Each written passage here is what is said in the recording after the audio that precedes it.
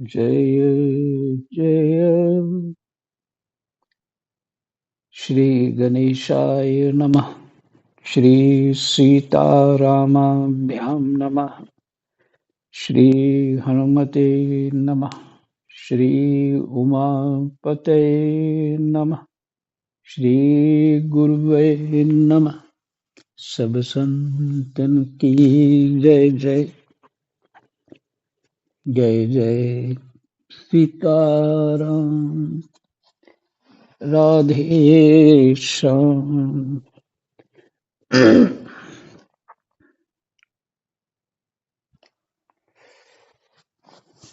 दशम स्कंद है।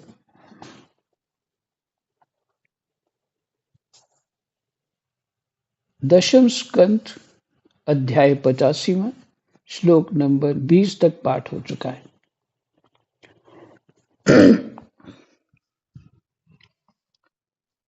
कृष्णाय वासुदेवाय हरे परमात्मने प्रणतः क्लेशनाशाय गोविंदाय नमो नमः।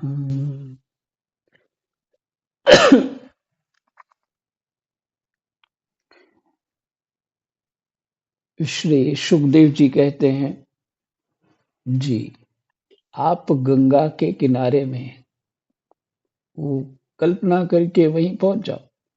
और सुखदेव जी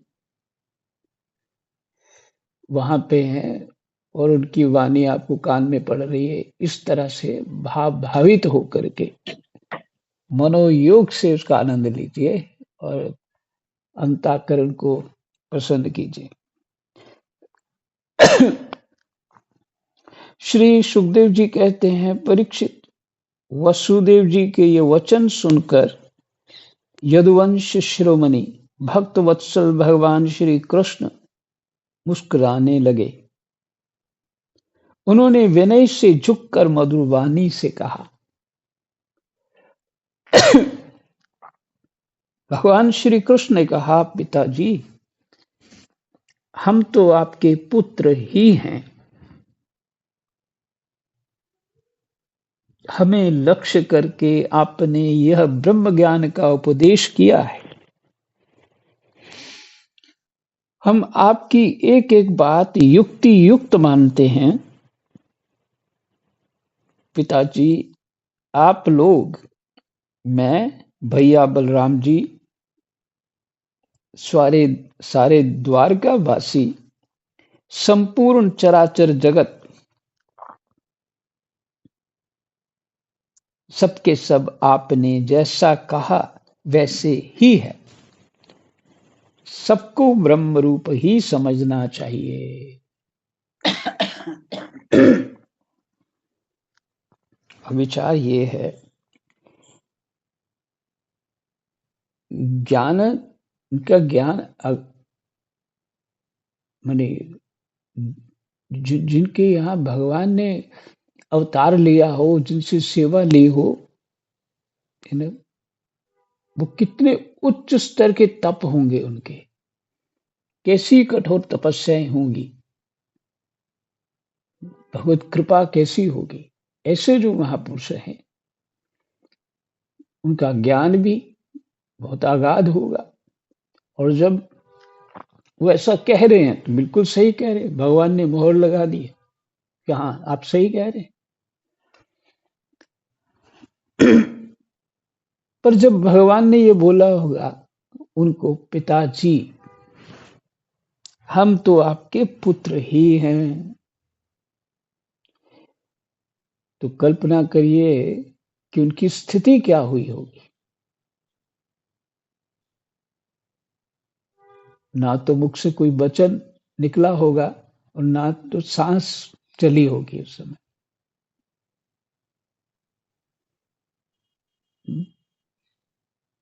स्तब्ध हो गए होंगे।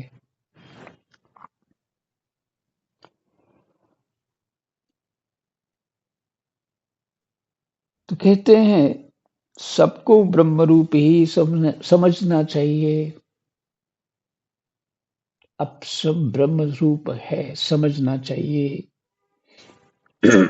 भाव में भाव ऐसा रखना चाहिए, दूसरों के प्रति मानसिक आदर ऐसा होना चाहिए, पर व्यवहार यथा योग्य ही करना पड़ेगा। अब मेरे यहाँ बंदर बहुत हैं बाहर, मैं खड़ा हो जाऊं बाहर कि ब्रह्म रूप ही है, तो मेरे कपड़े खोल के भी ले जाएंगे, ऐसा ब्रह्म रूप है वो। तो व्यवहार तो उसको डांटना भी पड़ेगा, नहीं तो आप यहाँ से कोई बाजार से चीज लाओ, रास्ते में छीन लेते, बड़ी छुपा के लानी पड़ती, छुपा के ले जानी पड़ती। ऐसा ब्रह्म है हमारा इधर। तो कहने का भाव ये है, व्यवहार वैसा नहीं कर सकते। जब भी मैं जाता हूं तो हाथ में एक पत्थर उठा लेता, वो देख लेते हैं ये पत्थर हाथ में है, बस फिर पीछे पीछे रहते। किसी के ऐनक देख लें तो वो कैसा भी हो, अगर लोग अपने घर से निकलते हैं सामान गाड़ी में रखने के लिए, पड़ जाते हैं, लोग चिल्लाने लग जाते हैं जोर जोर से, ऐसी स्थिति हो जाती है। तो व्यवहार सम नहीं हो सकता, भाव सम हो सकता है। वो चीज ज्ञान में रखनी है, जड़ता में नहीं ले आनी है उस चीज को, व्यवहार करने लग जाना वैसा। और जब हमारी स्थिति अपने देहाभिमान को भूल जाए और परमात्मा में दृष्टि हो जाए, फिर तो जो होता रहे वो सब ठीक है। अभी तो हमारा साधना का काल है, अभी से सुखदेव बन के नहीं घूमना।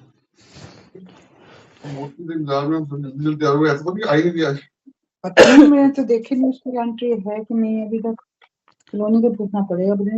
म्यूट कर लीजिए, म्यूट कर लीजिए।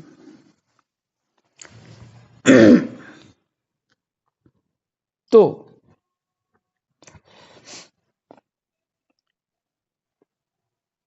ऐसे भगवान उनके सामने हैं, और जब वसुदेव जी ने उनको ये प्रार्थना करी है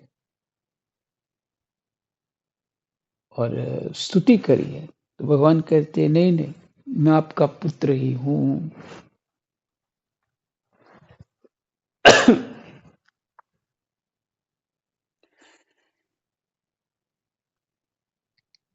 पिताजी, आत्मा तो एक ही है, परंतु वह अपने में ही गुणों की सृष्टि कर लेता है। ध्यान देने योग्य बात है, अपने में ही गुणों की सृष्टि कर लेता है, और गुणों के द्वारा बनाए हुए पंचभूतों में एक होने पर भी अनेक, स्वयं प्रकाश होने पर भी दृश्य, अपना स्वरूप होने पर भी अपने से भिन्न, नित्य होने पर भी अनित्य, और निर्गुण होने पर भी सगुण के रूप में प्रतीत होता है। कब होता है? जब वो गुणों की सृष्टि कर लेता है। कैसे करता है? दृष्टांत है, मैं सो गया और मुझे बुद्धि सो गई, मन जाग रहा है, तो क्या हुआ? स्वप्न आने लगा, और जो मेरे मन में है वो सृष्टि होने लग गई, स्वप्न बन गया, और जैसा मन है वैसे वैसे होने लग गया। आप सब जानते ही हैं, स्वप्न में बड़े विचित्र खेल हो जाते हैं, और सुख दुख वैसा ही होता है। तो किसी का प्रश्न ये था कि स्वप्न सच्चा है कि ये जो अभी हम हैं वो सच्चा है, क्योंकि स्वप्न में भी तो ये शरीर का कोई ज्ञान नहीं रहता।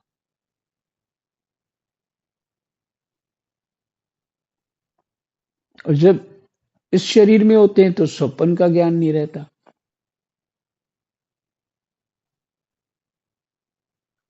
तो सच्चा कौन सा है? हाँ, अष्टावक्र जी ने कहा, ये जनक को सुनाए थे, ना ये सच है ना वो सच है।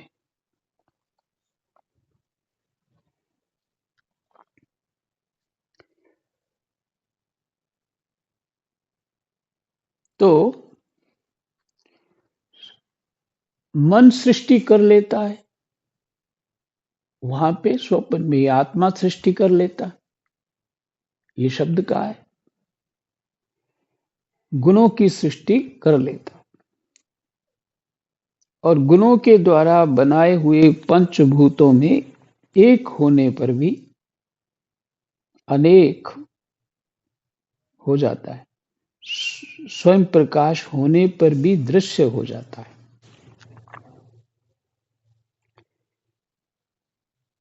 अपना स्वरूप होने पर भी अपने से भिन्न हो जाता है। नित्य होने पर भी अनित्य होता है, और निर्गुण होने पर भी सगुण के रूप में प्रतीत होता है। ये सब हमारी स्थिति है। ये बीमारी लगी हुई है हमको, इस स्थिति में है हम हैं क्या? ब्रह्म स्वरूप ही है। आत्मा तो एक ही है, परंतु वह अपने में ही गुणों की सृष्टि कर लेता है।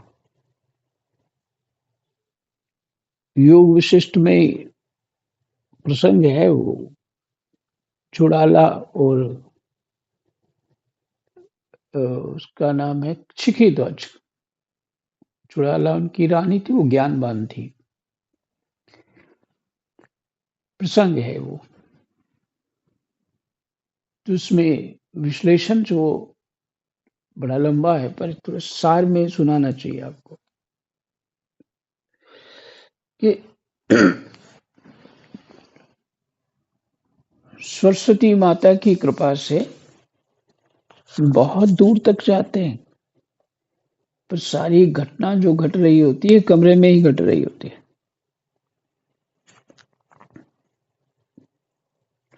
पिछले जन्म की कामना शिव राजा रानी बने हुए होते हैं, पहले ब्राह्मण ब्राह्मण ही होते हैं। एक राजा निकल जाता है वहां से, और उसके ठाट बाट देख के चित्त में आ जाता है कि हम राजा रानी हम हो तो कितना अच्छा होगा, ये सब मेरे अधीन होगा, मुझे बड़ा सुख होगा। जीव हर कोई कल्पना कर लेता है ऐसे ही। तो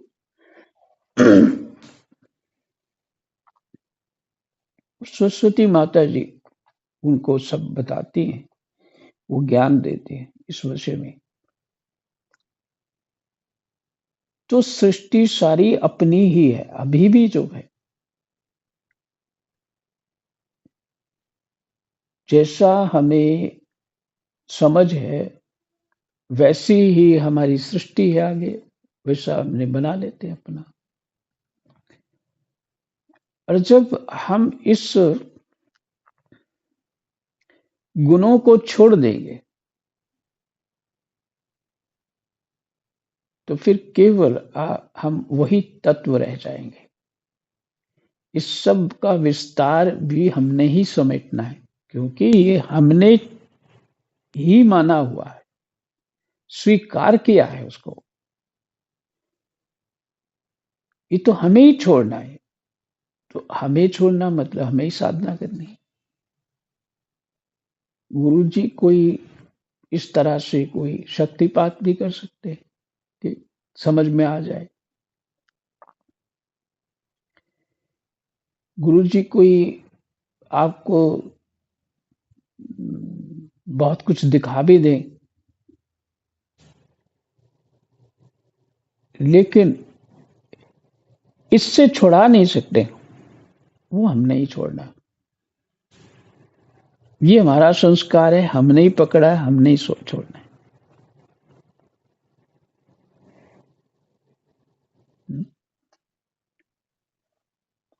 ये समझना चाहिए बात को। और इसलिए साधना जो है ना, ये साधक का सुख है। साधना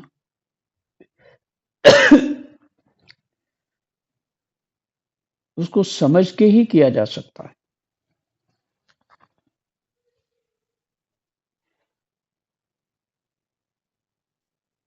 तो गुणों की सृष्टि हमने की है और हमने ही समेटना है।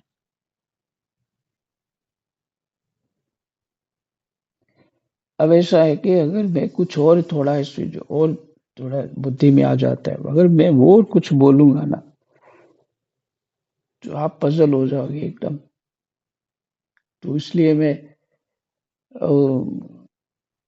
जब मैं पीछे बोल गया था ना कि जो कुछ दिख रहा है हमारी संसद से, तो संसार वो जो सत्य नहीं है, तो उसमें सत्य जो उस तत्व को समझ रहे हैं हम, परमात्मा को, स्वरूप को जान रहे हैं, वो भी तो फिर सत्य नहीं होगा ना, क्योंकि देखने वाला ही झूठा है। उसका मन बुद्धि चित्त ही तो ठीक नहीं है।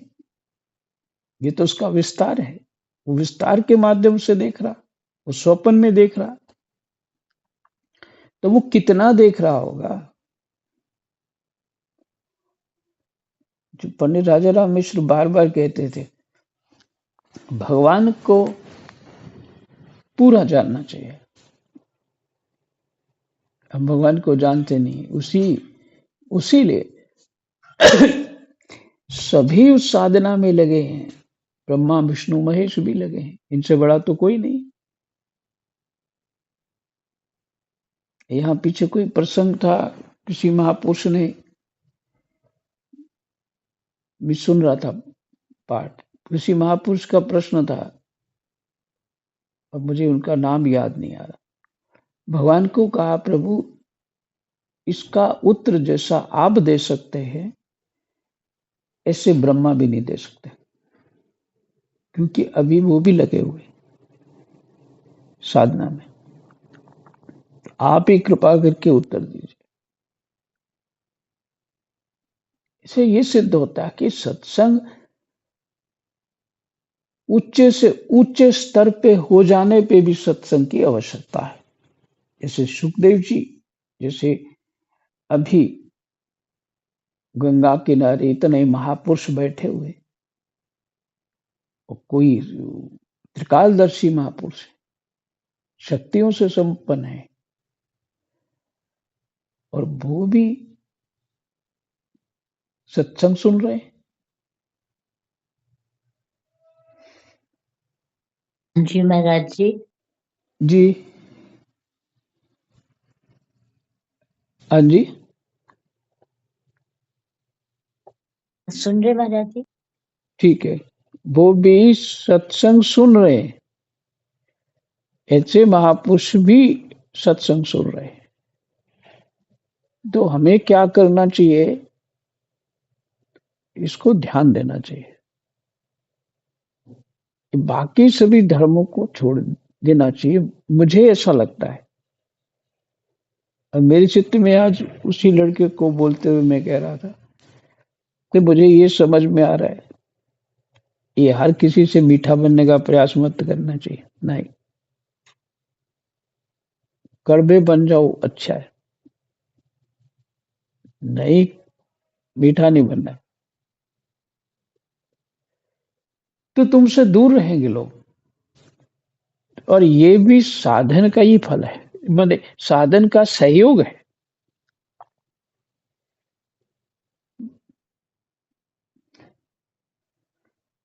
ठीक है,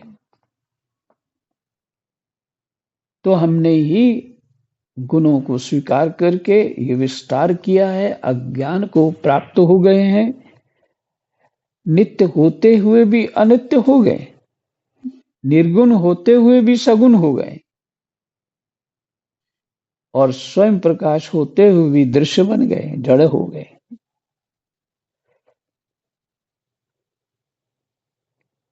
ये स्थिति है। जैसे भगवान कहते हैं, वसुदेव जी से कह रहे हैं, जैसे आकाश, वायु, अग्नि, जल और पृथ्वी, ये पंच महाभूत अपने कार्य घट, कुंडल आदि में प्रकट, अप्रकट, बड़े छोटे, अधिक थोड़े, प्रकट, अप्रकट, जो प्रकट मैंने जो दिख जाता है और जो नहीं दिखता वो अप्रकट है, बड़े और छोटे, अधिक या थोड़े, एक और अनेक से प्रतीत होते हैं। फिर से, जैसे आकाश, वायु, अग्नि, जल और पृथ्वी, ये पंच महाभूत अपने कार्य घट, कुंडल आदि में, घड़े में कुंडल आदि का दृष्टांत दिया जाता है कि ये सोना ही है, इसका रूप जो है वो सच्चा नहीं है, उसका स्वरूप जो है सोना है, और उसका डिजाइन बनाया होता है वो सच्चा नहीं है। ये भाव है इसमें। कुंडल का शब्द जो है, घट का मैंने मिट्टी ही है घड़ा,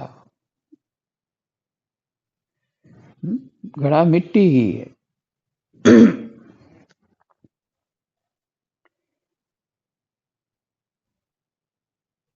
ये पंच महाभूत अपने कार्य घट, कुंडल आदि में प्रकट, अप्रकट, बड़े छोटे, अधिक थोड़े, एक और अनेक से प्रतीत होते हैं।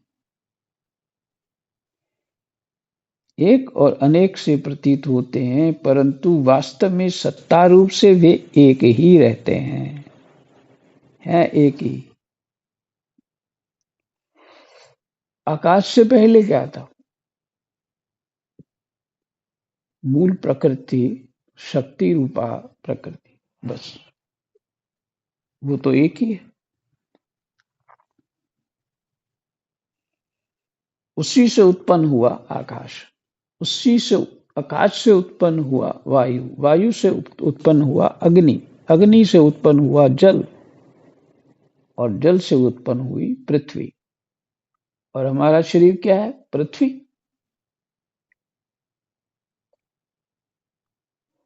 ये जो शरीर जिसको हम देहाभिमान कहते हैं, पृथ्वी है। और उससे कोई उत्पन्न हो गया दूसरा, बीज से बीज, तो वो भी पृथ्वी है। और ये थोड़ी देर का दृश्य है, ये भी घट जो बना है वो पट हो जाए, मिट्टी हो जाए। ठीक है।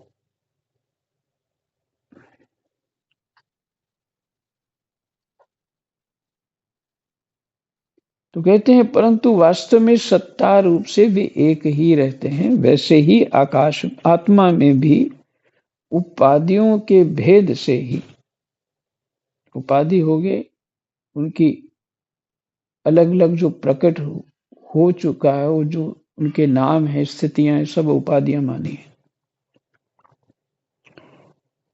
नानत्व की प्रतीति होती है। उपाधियों के भेद से ही नानत्व की प्रतीति होती है। इसलिए जो मैं हूं वही सब हैं, इस दृष्टि से आपका कहना ठीक ही है। इसलिए जो मैं हूं वही सब हैं, इस दृष्टि से मैं से आपका कहना ठीक ही है। भगवान जी ने कितने बढ़िया ढंग से उसको खोल दिया और उनकी बात को पुष्ट कर दिया।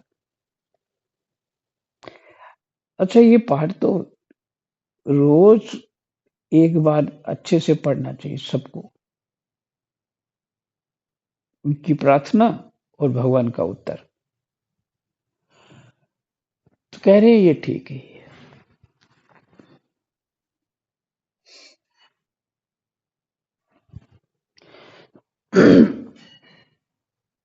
और यदि कुछ और करते रहेंगे तो फिर वो प्रमाद है।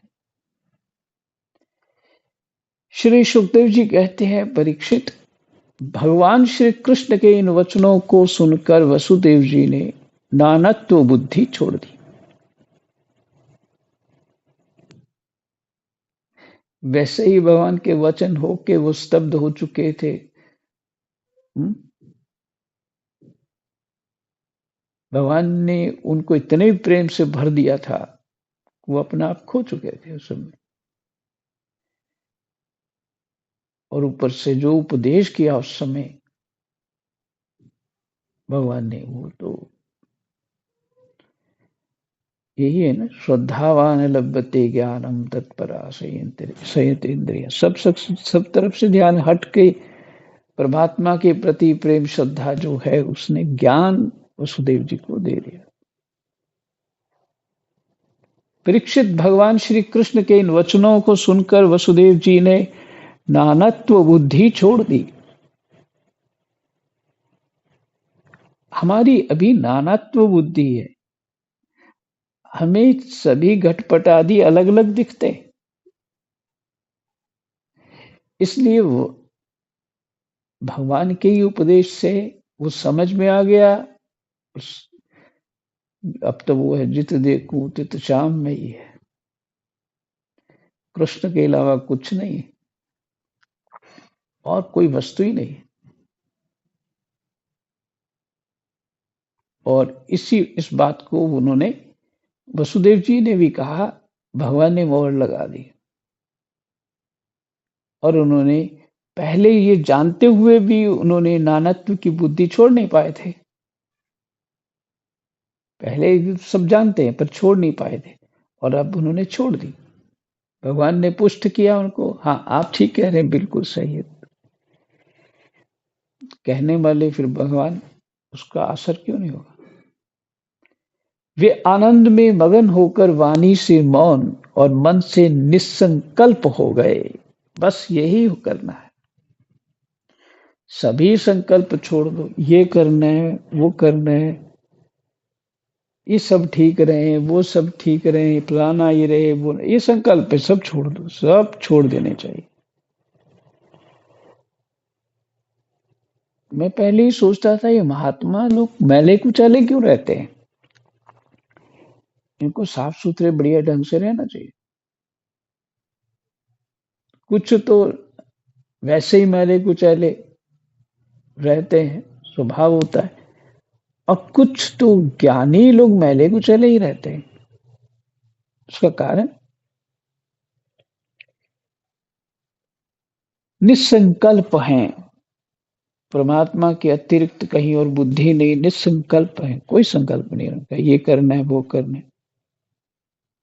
अब मुझे ही अगर रोज कपड़े धुले हुए पहनने हैं, सफाई चाहिए, मुझे फलाना चाहिए, ढमकाना चाहिए, सब्जी में नमक मिर्च भी ठीक होना चाहिए, तो फिर क्या,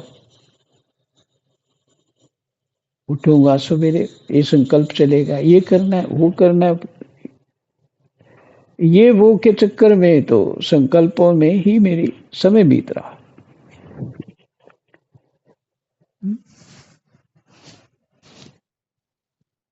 और जो देखते हैं ना बड़े सजे धजे हैं, तो उनको उसमें बुद्धि कितनी लगानी पड़ती है, चाहे वो साधक हो कोई हो।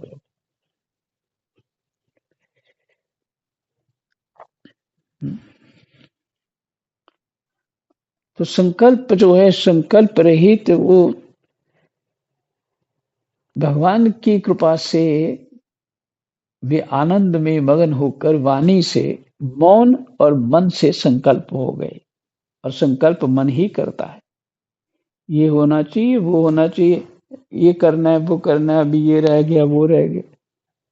आज तो समस्या क्या है कि शरीर, हर कोई रोगी है, दवाई खाने का संकल्प नहीं छोड़ सकता रोटी खाने का संकल्प नहीं छोड़ सकता।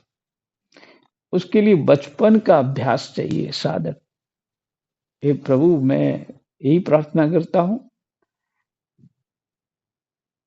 अगर आपने मुझे दूसरा जन्म देना है, तो जन्म लेने के बाद हम थोड़ा बहुत समझ आ जाए, माने 7-8 साल में भजन साधन में लग जाना चाहिए। भजन साधन, क्योंकि जन्म भी वही होगा जहाँ कोई महापुरुष होगा, तभी तो वो भजन साधन कर पाएगा। ये भगवत कृपा से होता है। तो फिर इसको इतना अभ्यास हो जाता है, कई तो सर्दी गर्मी में वैसे ही रहते हैं, कोई फर्क नहीं पड़ता उनको, क्योंकि वो सुविधाओं का प्रयोग ही नहीं करते कभी भी।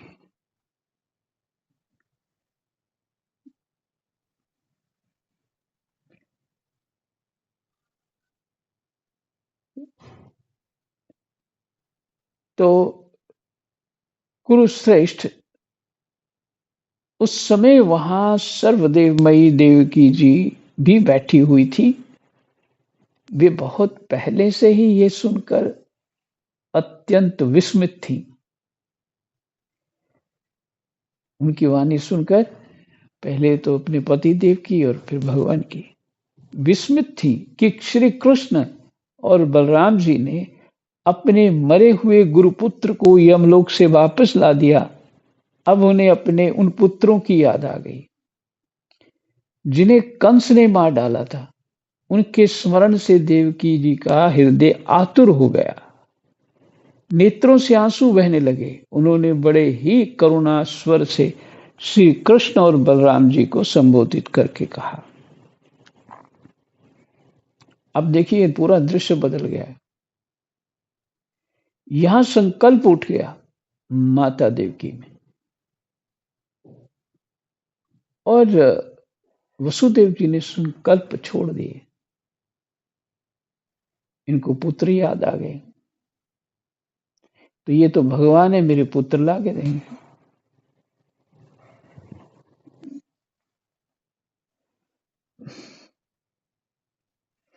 ये भी भगवान की लीला है। कोई कामना उनकी पीछे ये रह गई थी, उनको पूर्ति कर देंगे, और भगवान उनको कल्याण तो अवश्य करेंगे, कुछ ना कुछ उपदेश सुनाएंगे ही। तो आज यहीं विश्राम रखते हैं।